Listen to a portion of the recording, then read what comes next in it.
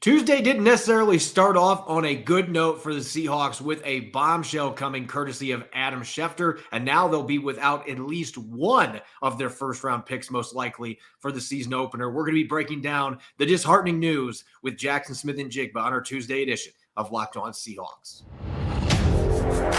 You are Locked On Seahawks, your daily Seattle Seahawks podcast. Part of the Locked On Podcast Network. Your team every day.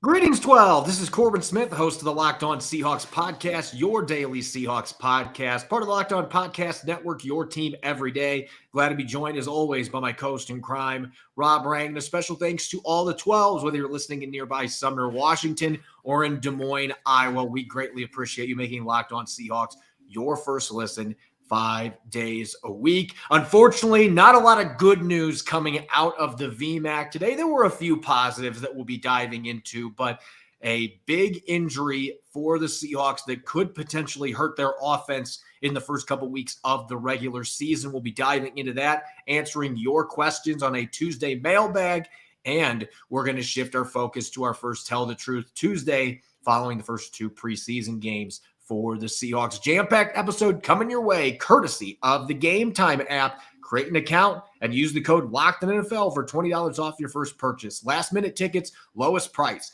guaranteed. Now for your lead story here on our Tuesday edition of Locked On Seahawks.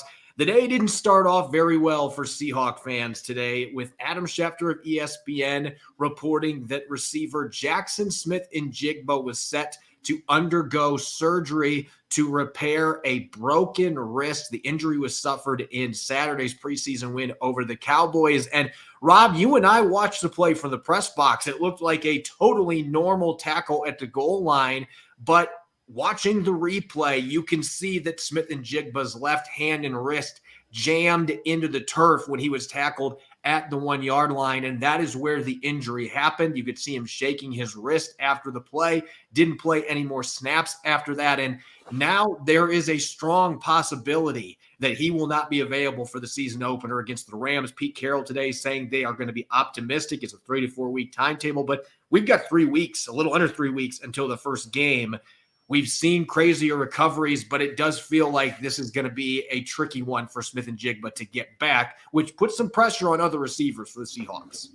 Well, it does put some pressure on the other receivers. At the same time, you got to feel good that you have two of the absolute best already in the fold. This is disappointing news. That there is no other way to describe it. But at the same time, I think that the Seahawks are in better position to absorb news like this than most other clubs would be if they, investing their first round pick in a wide receiver. This does sound like a relatively minor procedure. The fact that we're talking about a 3 to 4 week window for any type of surgery does suggest that it's a relatively minor one. But at the same time, for a wide receiver whose game is built on his ability to just pluck passes outside of his frame, make those ridiculous catches look very, very easy. Anytime that you are operating on the tools that make this wide receiver so special, his hands, then yeah, that is going to be concerning. So I think that's the big news that we got to talk about here for Jaxon Smith-Njigba. I do think that it's important though to mention that here we are just a couple of days removed from that game. The Seahawks have recognized that this is a position of or a procedure that needs to happen now. So rather than push it off, get it done early on. One of the things that we were also excited about with JSN is his pro readiness. This should be a bump in the road rather than a detour off of the highway that suggests that I think that JSN is on towards becoming a star for the Seahawks. Yeah, and I think the depth that the Seahawks have there are other question marks now. Tariq Young might still need to have surgery. He is out of town now, still dealing with a hip issue. He was able to play in that second preseason game. Look, he was running okay, but he's still dealing with issues. They did get Cade Johnson back from concussion protocol, and he practiced today. So Cade Johnson could be a candidate to fill in for JSN for the first game or two if he misses action in the regular season. Jake Bobo has certainly earned to be in that discussion with his play in the preseason as well. Aesop Winston, if they can get him back on the field fully healthy. And Cody Thompson, I think, is another one that needs to be looked at as a potential candidate in the short term. But Seattle has built depth at that position where with DK Metcalf and Tyler Lockett at number 1 and number 2, yes, you want to get JSN back out there as soon as possible. You hope to have him against the Rams so that you can get off to a fast start offensively. But it still feels like this passing game can have success. It's just going to put a little more stress on the tight ends to be involved in the passing game too. And Seattle's got the guys at that position to be able to contribute in the passing game. So it's not good news. You want to get him back as soon as possible, but I would tend to agree with you that this is not one of those end of the world type situations. If this was a badly broken arm or something that was going to leave him out for 8 to 10 weeks or longer, then yes, we would be in much more of a hit the panic button mode. But right now, I don't think we're at that position. Maybe week 1 going to be tricky to get back, but we did see Tyler Lockett come back after missing just 1 week from hand surgery last year. So it's doable. It's possible that he could be back. We'll have to wait and see. It is a little different procedure, but in the big picture scheme of things, Rob, Seahawks just can't catch a break with this rookie draft class right now, but there is some positive news. We got to have the other negative sliver here first, though. According to Pete Carroll, Mike Morris has undergone a procedure on his shoulder that's been bothering him that caused him to miss the second preseason game. That seemed like the one, just looking at Pete's body language today, that he was a little bit concerned about. So anytime you're talking shoulder surgery, this could be something he's out a few weeks. This could be something that he's out long-term. We just don't know where things stand on that front. Not a clear update there. But Devin Witherspoon was involved with walkthroughs today, so he is progressing nicely, coming back from his hamstring injury. Cameron Young's not practicing yet, but he's getting close to being back, and Oluwatimi's close to being back too. So they're banged up with that rookie class, but at least, knock on wood, most of these injuries are ones that these guys should be able to get back from. Morris is the one that I think is most concerning at this point. Yeah, I have to agree with you. That is the injury that I'm more concerned about. I mean, again, just like we talked about with Jaxon Smith-Njigba, who, of course, is a wide receiver, he's going to have to use his hands, which, of course, is connected to his wrist, to be able to catch all these footballs. But a shoulder injury, on the other hand, for a defensive lineman, to me, is that much more concerning. And as you said, Pete Carroll's body language to me says more than some of the words that come out of his mouth at times. And I think that is concerning with Mike Morris. But again, if Seahawks are counting on a player that was drafted on day 3 to really be able to come in and make a significant impact on this club, then I just don't think that is very likely. I think the Seahawks very much want Mike Morris to be part of this season. I think they want that this rookie class looks on paper like it should be one of the best in all of the NFL, should be able to do exactly what last year's rookie class did, help propel the Seahawks to a playoff spot. But at the same time, I do think that there's some other interesting news that's coming out of training camp here. The fact that Jordan Brooks was back on the field in full practice capacity for the Seahawks is very exciting news. The Pete Carroll talked about the Jamal Adams, it might be a day or 2 away from being able to get back onto the practice field himself. Now, that doesn't necessarily mean that he's going to be ready to play, but still, some of the players that have proven to be difference makers at the NFL level are coming back for the Seahawks. And while you are disappointed, certainly, with the news that is coming from Seattle's class of 2023 and the rookies, they're not proven players. So it's disappointing news to hear about the rookies, but I think that in the grand scheme of things, assuming that JSN is able to come back healthy and make an impact as expected of a first-round selection, assuming that Mike Morris's injury is not a season ender, which, of course, we're all hoping that is the case. But to me, the big news here is still Jordan Brooks, is the fact that Jamal Adams looks like he's on his way to recovery. And you mentioned the wide receivers. Seattle is loaded at wide receiver. They do have some talent there able to come in, whether it be a Cade Johnson, whether it be a Aesop Winston, whether it be a Jake Bobo or Cody Thompson. To me, there are players capable of coming in and playing the slot receiver position in a complementary role, because you already have the superstars that you have with DK Metcalf and Tyler Lockett on the outside.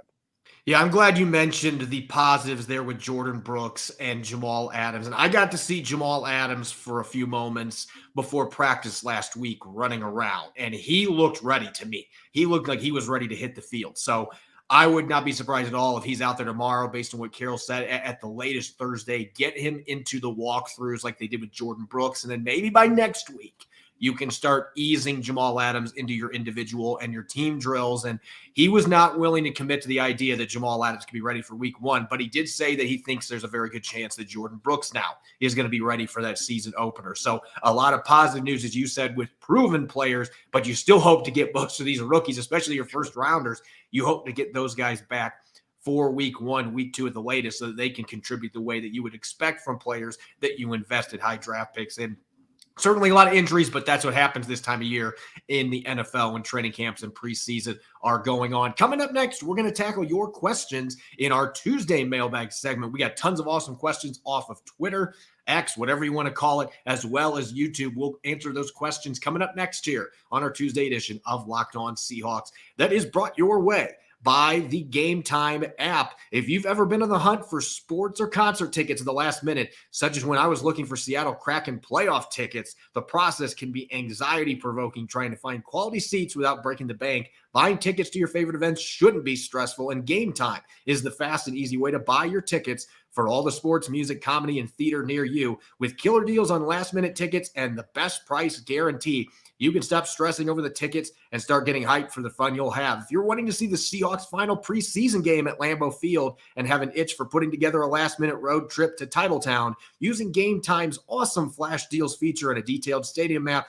you can find awesome seats for under $50 right now. Forget planning months in advance. Game Time has deals on tickets right up to the day of the event, and Game Time guarantee means you'll always get the best price. If you find tickets in the same section row for less, Game Time will credit you 110% of the difference. Snag the tickets without the stress with Game Time. Download the Game Time app, create an account, and use the code LOCKEDONNFL for $20 off your first purchase. Terms apply. Again, create an account and redeem Locked On NFL for $20 off. Download Game Time today. Last minute tickets, lowest price guaranteed.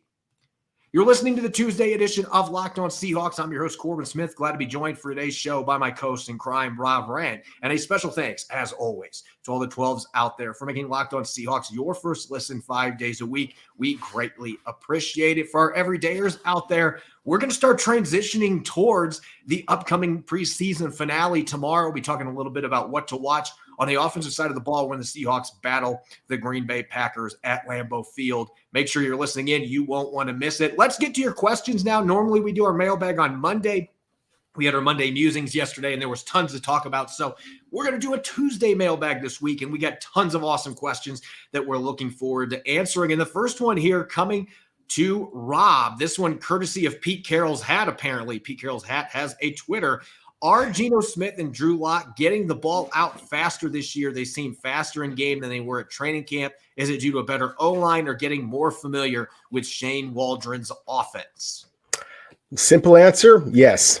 I think it's better offensive line. I think it's better familiarity with Shane Waldron's offense. I think that Geno Smith and Drew Lock are throwing the ball with a lot more confidence. I think that Seattle has upgraded their pass catcher selection.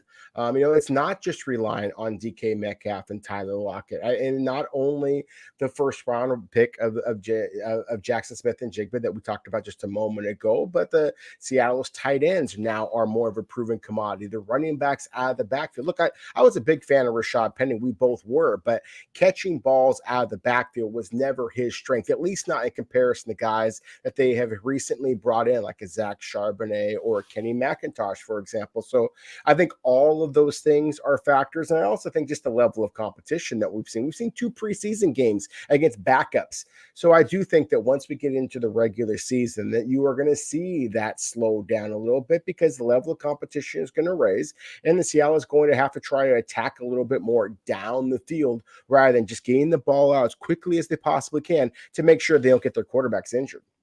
That's a really good point about the quarterback injuries aspect this time of year. Just get the ball out. Let's get a few plays in. Make sure you're ready for the regular season. And that's typically how teams handle it. Next question from 13 on 3s on Twitter. What's going to happen with Artie Burns? He's been playing good, playing well, but seemingly no room for him on the roster. Would he make it to the practice squad or even want to be on it. So I want to start off with that last question. Look, if you're Artie Burns, he was signed by the Seahawks late in the free agency process, brought back to Seattle. It's not like teams were running to sign him in March. He only played in a few games last year. I know he's a former first-round pick, but he is at this stage of his career where you're just trying to survive. You're trying to stay on an NFL team. And if a practice squad is how it's going to get done, he seems to be happy in Seattle. He's a good fit for the scheme. And he has started a lot of games in the league. Talk about a great insurance policy. The NFL's changed rules with practice squad, allowing veteran players to be on it, has really changed the game. Not just for teams, but for the veterans. There's a lot of players that probably wouldn't be in the league anymore if not for that rule being changed. But now teams can stockpile proven veterans so that when injuries do happen, hey, this guy has started a lot of games. And it's not like Artie Burns is an old man. He's not even 30 years old. So he is still a fairly young player. He's played a lot of snaps in the NFL. So I don't think he makes Seattle's roster, but I absolutely expect the Seahawks to try to get him back on the practice squad because I don't think there's going to be teams rushing to sign him. They weren't doing it in March and April. I don't think they're going to be doing it coming out of waivers either. So I expect Seattle can bring it back if they want to on the practice squad. Next question here for Rob Savage Cookie on Twitter. Why have they not restructured Jamal Adams' contract? And Rob, this is something that we have gotten asked a lot of times and we just haven't really answered in regard to Adams because we kind of were waiting before training camp started to see if that might happen. But I think you and I would both agree that dollars in the future is the real reason this is not happening, and they don't really need to do it anyway. Well, it takes two to tango. I mean, from Jamal Adams' perspective, why would you want to restructure? He is due an awful lot of money. From a Seahawks perspective, if he is healthy, he's going to earn that money because he's an absolutely spectacular football player who makes big plays in a unique way that there are very few safeties out there who can. I don't think that the Seahawks have completely changed their defense to cater to Jamal Adams' specific strengths, but I think that they have changed it at least a little bit. And I think that they would like to be able to pay him that money, have him earn that money and become an absolute superstar. And rather than try to restructure that contract, try to extend that contract. Again, if Jamal Adams lives up to the expectations that he has for himself and certainly that the Seahawks have for him as well.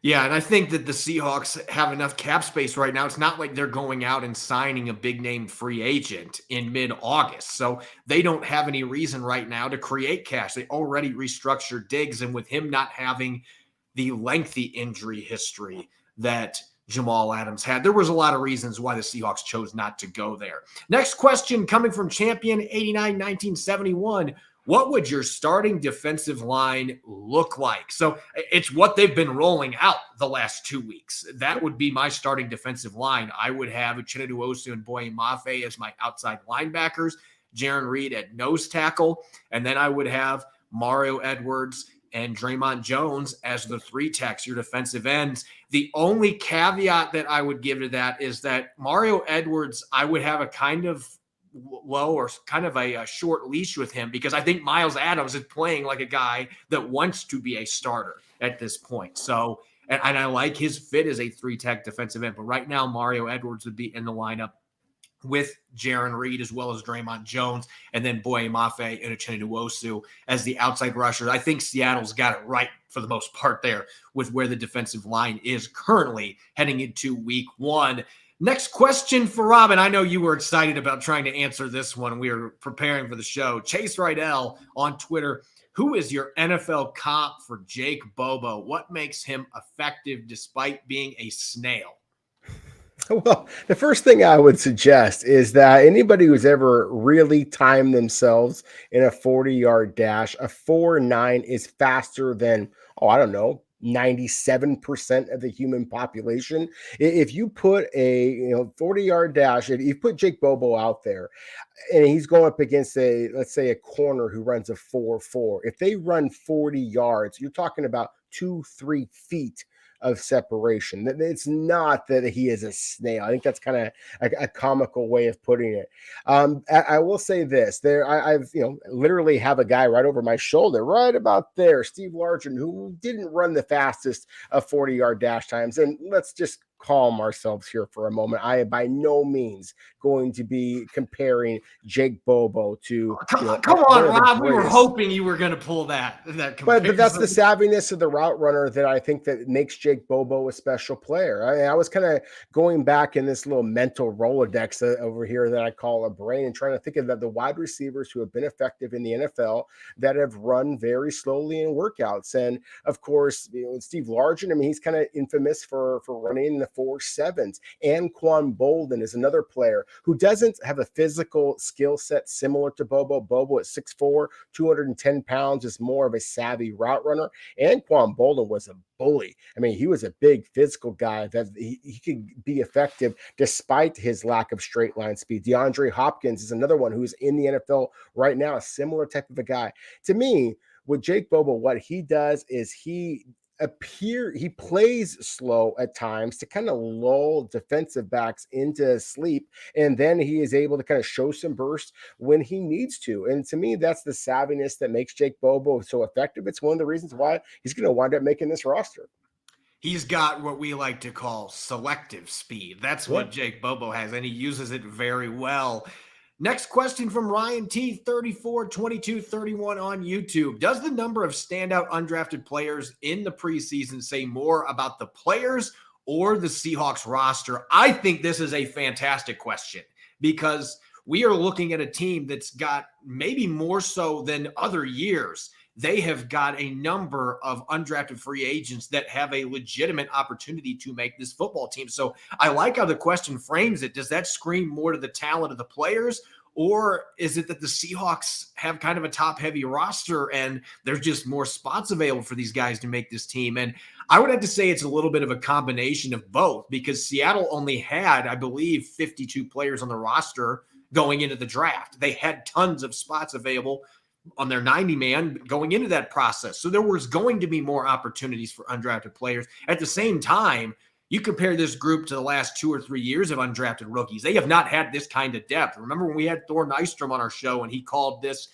the draft dessert, that the Seahawks aced it. They were his number one class for undrafted rookies. You can see why, the talent that is in this group. So I think it's a little bit of both. I think there are more opportunities presented with the way the roster was constructed, and this being a team that still is in year 2 of a retool. And at the same time, there's some really good football players in this undrafted class that have a real chance to make the football team. Last question here for Rob, coming from D Graham 418729 on YouTube. We got all these 6-digit names here. Has the time come for Seattle to move on from Nick Bellore? I don't see a reason to keep a 34-year-old who doesn't play offense or defense. It's a question I've been getting a lot on social media, Rob, and I'm wondering if it's something that the Seahawks maybe are talking about a little bit at this point because of the undrafted players I just mentioned. Yeah, exactly as you just said. Because of the undrafted free agents, because of the youth that this Seahawks team has always prioritized, I think that has to be a conversation. Look, I think that Nick Bellore remains a very good football player. And I think that the fact that Seattle has dedicated an awful lot of money to him and to some other players, like Will Dissly, for example, who aren't necessarily the most dynamic athletes, but they are true glue guys. That's one of the expressions that we use a little bit in the business to describe some players who are more than the sum of their parts athletically. They are those locker room presences that are just absolutely critical to the game. So I am not trying to push Nick Bellore out of the Seahawks, locker room. But at the same time, I think that when you look at some of the players who have been held out of the first 2 preseason games, you understand why a Bobby Wagner isn't seeing an awful lot of time, or a DK Metcalf isn't seeing an awful lot of time. They are obviously clearly superstars for this team. But if you see a player like a Nick Bellore not playing in during this time, then that to me suggests that this is a club that is looking at other alternatives. We're seeing Levi Bell, for example, play some fullback. You're seeing Seattle continue to rotate at the inside linebacker position, whether it be a John Radigan, whether it be a Patrick O'Connell, whether it be a Christian Young, another player we haven't talked about much. But again, a lot of players that are getting those opportunities and excelling on special teams as well. So it might be the end of the Nick Bellore experience in Seattle. I hope it's not, for a lot of different reasons. But if it is, I don't think that this is a case of the Seahawks, panicking. I think that they are just finding younger, more athletic players at that point in their career. Last question coming from Katie Chill on Twitter. Do you think Jordan Brooks steals Devin Bush's role, or will they play three linebackers? Really liked what I saw from him in preseason games. Well, Rob and I would agree with that. We've talked up Devin Bush the first 2 weeks here. He has been fantastic. He's not missing tackles, decisive, getting downhill, and making plays in the run game.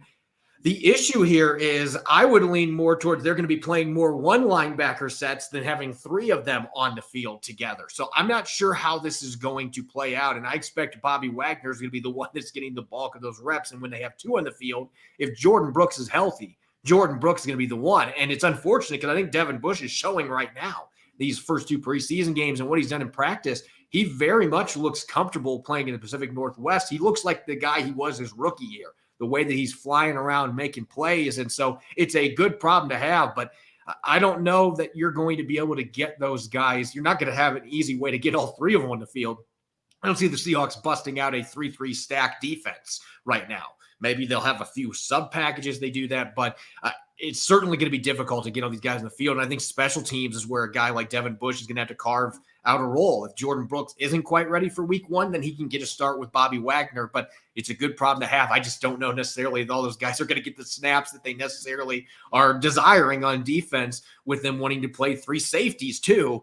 That further complicates things. When we come back, we are going to switch gears to Tell the Truth Tuesday, dishing some wisdom coming out of these first two preseason games. Looking forward to doing that for the first time in 2023. You're listening to the Tuesday edition of Locked On Seahawks, which is brought your way by our partners at eBay Motors. eBay Motors has teamed up with Locked On Fantasy Football host Vinny Iyer to bring you some of the best fantasy picks each week all season long. Whether you're prepping for a draft or scouting the waiver wire, every week we're going to provide players that are guaranteed to fit in your roster. With draft prep well underway for the upcoming season, let's see who Vinny has picked out for us on this week's eBay Guaranteed Fit Fantasy Picks of the Week. If you're looking for a player to take in fantasy football drafts who will spark his new team's offense and also help you speed to victory, then look no further for a luxury pick on Giants tight end Darren Waller. The former Raider is already riding in style with Daniel Jones locked into him all throughout training camp in the preseason. The connection is strong enough already to believe Waller will go back to being a reliable cog at his position,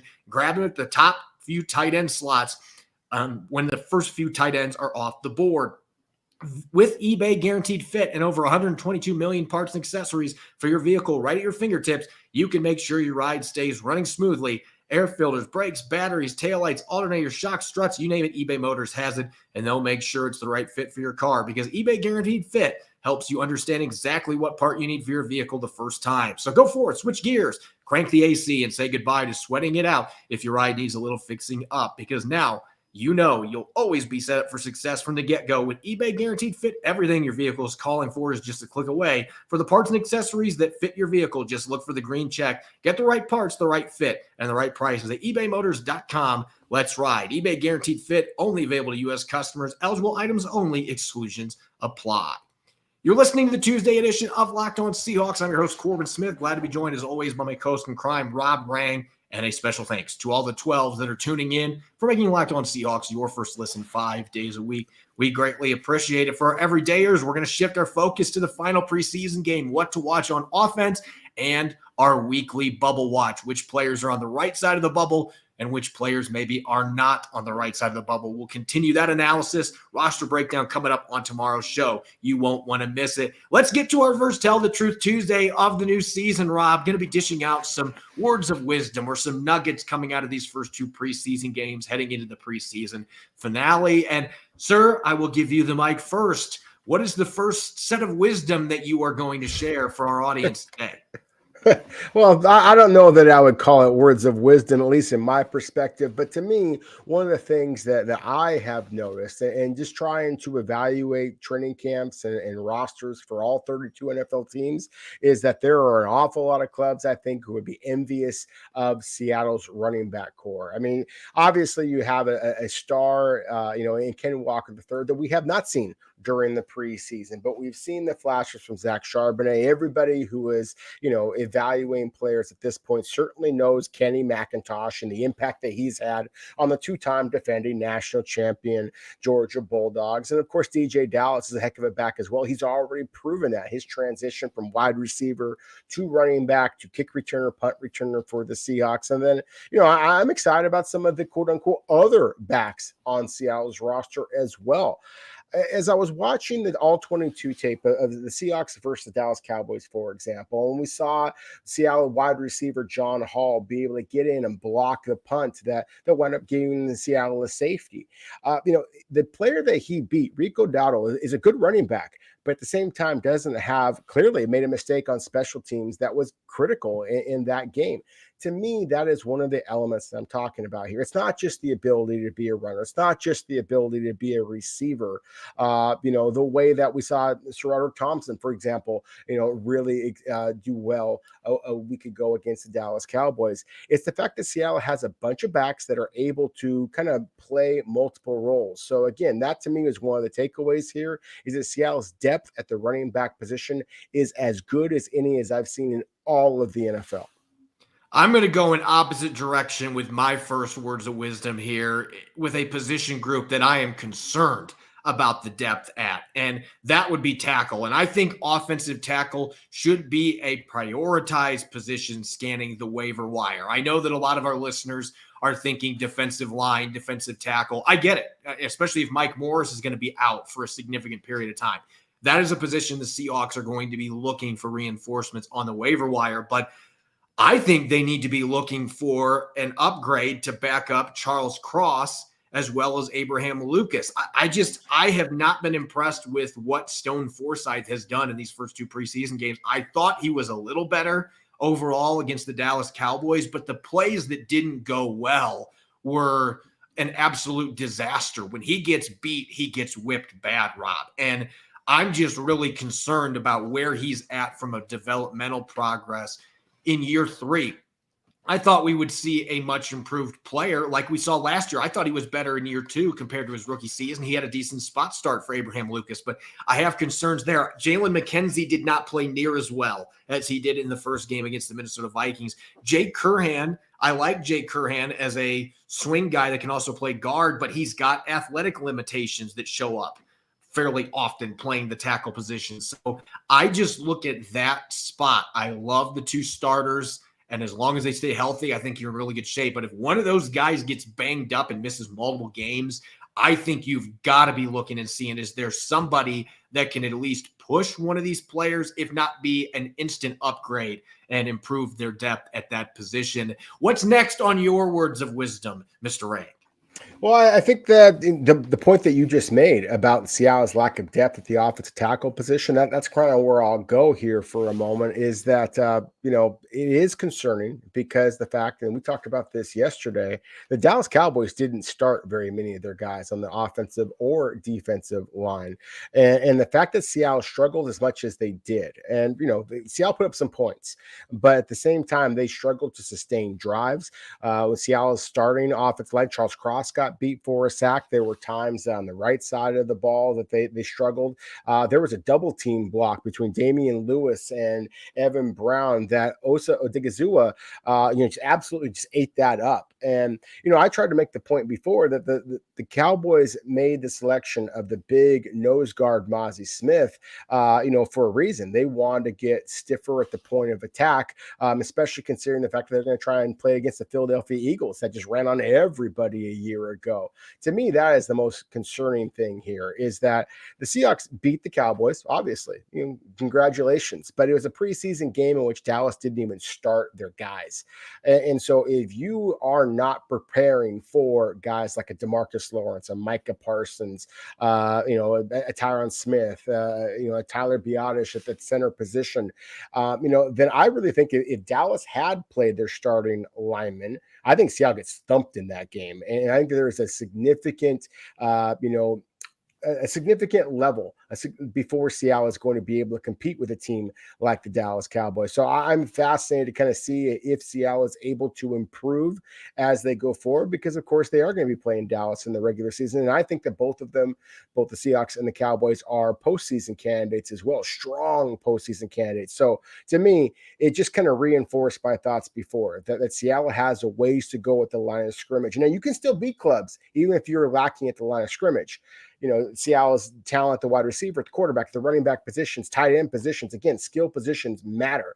But at the same time, I think if you want to play big boy football, and that's what, of course, it's going to be when you get into December, January, February, then Seattle does need to make some, at least some either improvement or some possible upgrades, back to your point you made a moment ago.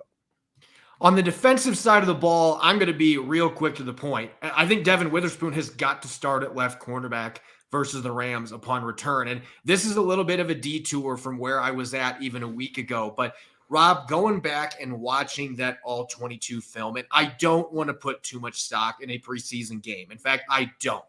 Traditionally, yes, they matter, but not that much in the scheme of things. But I have my concerns.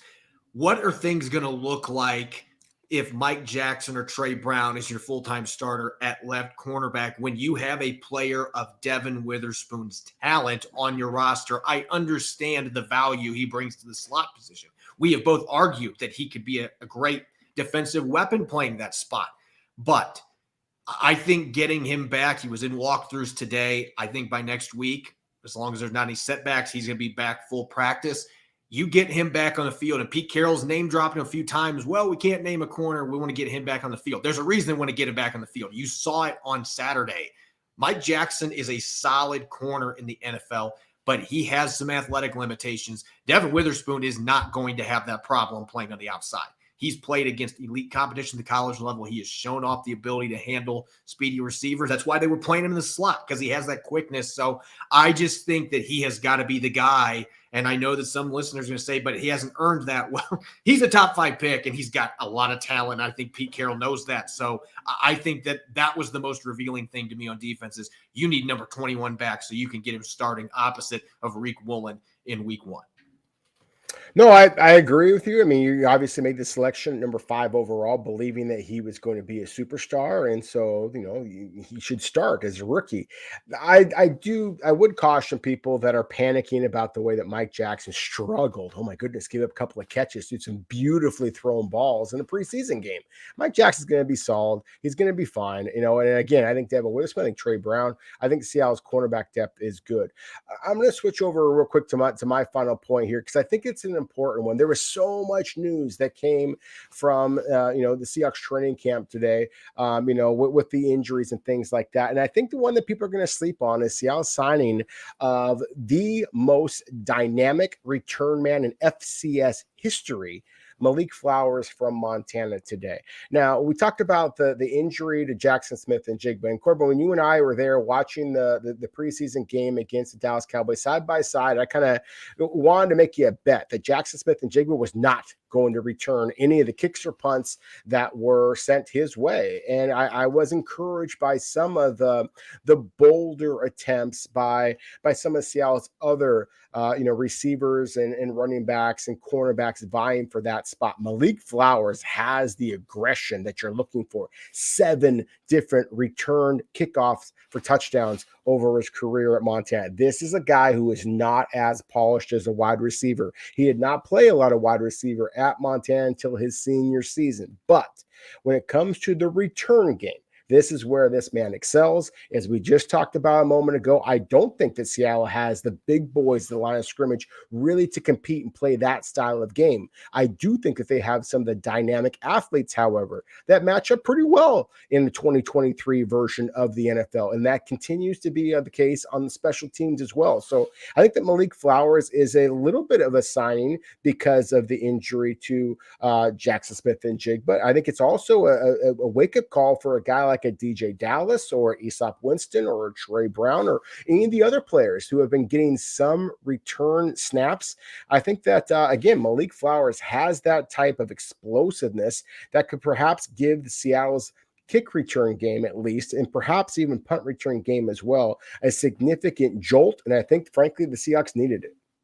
I want to finish the show talking about the undrafted free agents just a bit more, because that to me has been one of the biggest storylines. And I mentioned it in the mailbag that I think it's a combination of there's more opportunities for these players, but it's also a really special undrafted class that the Seahawks have put together. And to me, I think a minimum of 4 undrafted rookies should make Seattle's week 1 roster. Rob, I had this at 3 until we learned of the Mike Morris news. And now I feel like if Mike Morris is going to miss any time, Jacob Sykes has to be next in line.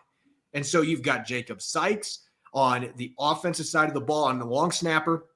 You've got Chris Stahl, Levi Bell, Jonathan Sutherland. You've got Jake Bobo, who looks like a lock now with Jaxon Smith-Njigba's injury, D. Eskridge being suspended. So I just threw out 5 names there that all have an argument to be on this football team. And I think at this stage, with some of the injuries that there have been, to me, Bobo, Stahl is obviously a lock. There's nobody else playing long snapper right now. They don't have any other long snappers on the roster. I think Sutherland has surpassed Jarek Reed right now based on what we saw in that second preseason game. And Levi Bell, I think you're going to be hard-pressed to keep him off the roster with everything that he's done, even at the position he's playing. I mean, you could easily have all 5 of those guys be on this football team in week 1, but I think at least 4 of them need to be, and some of it's injury-produced, but some of it's also the fact these guys have been more than good enough in training camp to earn that roster spot and have made the plays in the preseason to show, hey, we belong on this football team. And I think it's an exciting development for the Seattle Seahawks. As always, you can follow me on Twitter at Corbin Smith NFL. You can follow Rob at Rob Rang. Subscribe and follow Locked On Seahawks on YouTube and wherever you listen to your podcast to ensure you don't miss a single episode. We're going to shift gears to the final preseason game tomorrow, what to watch on offense against the Green Bay Packers, and our latest bubble watch. Who's on the right side of the bubble and who's on the wrong side heading into the final preseason game. You won't want to miss it. Enjoy the rest of your Tuesday, and thanks for listening in. Go Hawks.